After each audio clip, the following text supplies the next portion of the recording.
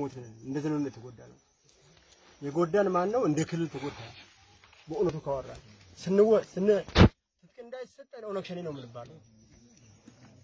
ኦነግ ሸኔና የኦሮሞን ብሔረሰብ ህዝብ ለይቶ የማይችል ክልል ውስጥ ተቀምጠናል በእውነቱ ማውራት ከፈለግን ማለት ነው ኦነግ ሸኔና የኦሮሞን ብሔረሰብ ለይቶ የማያውቅ ነው ኦሮሞኛ ከተናገርክ ኦነግ ሸኔ ልትባል ይችላል መሆን የለበትም መጀመሪያ ይሄ ነው ለኛ ትጥቅ እንዲያሰጥን መደረግ ያዘው ቤት እኔ አማራ ክልል ውስጥ ቤት መሰረት እንዲሰጠ እንዴት ወጣት እንታጠቃቃለሁ አማራ ክልል ላይ የቀረች ቦታ የለችም ዞር ያለው አቆወለሁ ስለዚህ እዚህ መተናል የተወለደው እዚህ ነው ያደግነው እዚህ ነው አዝመራችን ያለነው እዚህ ነው ይሄት እንላለን መሄጃ የለንም እንሞት ነው ማለት ያዘው ወይንም መሳሪያ ስጡንና ሸጠን እንብላ አይደለም ማለት ያዘው በቃ ጠላት እየመጣብን ነው ተዋግተን እንሞት ቢያንስ አንድ ሰው ገና መሞት አለበት ዝም ብለህ ሜዳ ላይ አባቴን ሲገል እናቴን ሲገል ማየት የለብኝም መሳሪያ ይዤ አንድ ሰው ገድዬ ሁለት ሰው ገድዬ ብሞት እኔ ሞት አይደለም የሚባለው ስራ ሰርቼ ሞት ሰው መሞት አይቀርምና እና ይሄንን ትጥቅ መታጠቅ ሰው አለ ምልስ የነበሩ ሰራዊቶች አሉ ይሄ ምልስ ትጥቅ ይዞ ህብረተሰቡን ታላጠናከረው ምንድነው የሚያደርገው ይሄ ምልስ ትጥቅ ሲይዝ ወጣቱን እያሰለጠነ ወጣት አለ ያን እያደራጀን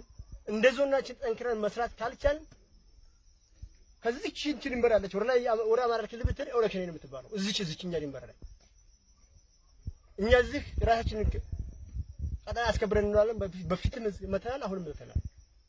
ባዶዬን ያለው እኔ ባዶዬን በሆንም አንመለስም መሄጃም ስለሌለኝ የመጨረሻ መሞቻችን ቦታችን ናለች ስለዚህ እባካችሁ እናንተ ከላይ መታችኋል የቻላችሁትን ያቅማችሁን መሳሪያ ፍለጋች ብታስታጡ የተወሰነው የቀጣዩን የወደፊቱን ወደፊት እናስበታለን ያሁኑን ግን እጅ ከፍንጅ ነው ተያዘው ከሞትን በኋላ ጫፌን ከተቋጠረች በኋላ መሳሪያ ይመጣል ምንም ያደርግልኝ ወይ ዞን ነው ከምሴ ነው የሚደርሰው ከምሴ ወይ ባቲ ይደርሰው አይጠቅመንም ለኛ ጠላት ሳይገባ መጀመሪያ ነው መጠንቀቅ ያለበት ቦታው እንደተያዘ መጀመሪያ መጠንቀቅ ያለበት ጠላት ሳይገባ ጠላት ገብቶ ተማረከን ማራከን አልቆልናል ስለዚህ መሳሪያ ካለ ካገኛችሁ እባካችሁ ወጣቶች መታጠቅ የፈለገ ብዙ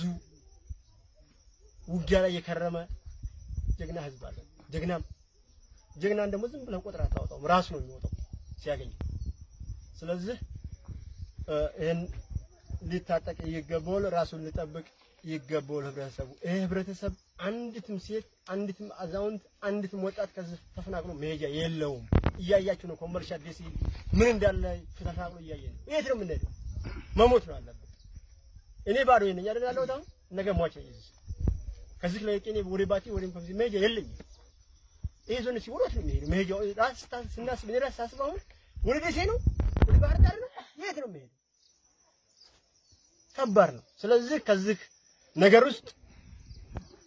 የሞተ ይሙት ሞት አይቀርም ቀጠናችንን እናስከብራለን በእኛ ላይ ጠላት በዚህ ተረማምዶ ወደ ሌላ መሄድ የለበትም የባቲ መስመር የኮምቦልቻ መስመር ጠላት በዚህ ከሻግሮ ሊዘጋ አይገባም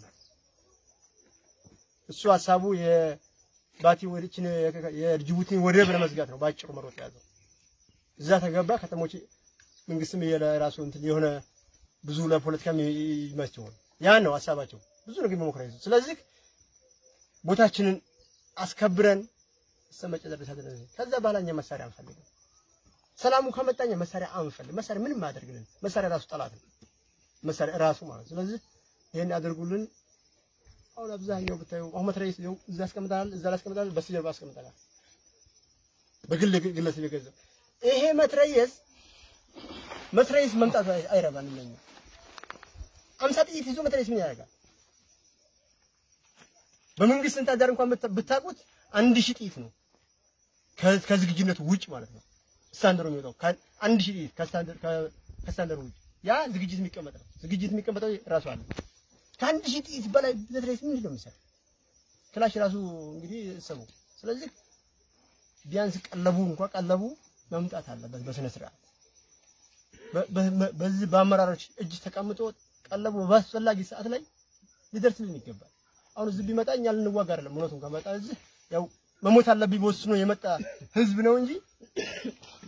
በምን ይዋጋው? የሚገርም አሁን ቅድም አንድ ሰውዬ ነበር እዚህ 3 ጥይት ብቻ ነው ያሱት ያለ ሲያለቅስ ነበር። ፈድሎ ይዛል አንተ ተነገርፋ ነው ከየት ነው የመጣው? 3 ጥይት ብቻ ከዛ ወጥቶ አሳየ። ከየት ከገርፋ ከዛ ሀገር መጥቶ እዚህ 3 ጥይት ማሳየት ማለት ለኛ ድህነታችን ነው፣ እጦታችን ነው፣ ችግር የለም። ስለዚህ ከላይ መደገፍ የምችሉትን ነገር ደግፉን። አመሰግናለሁ።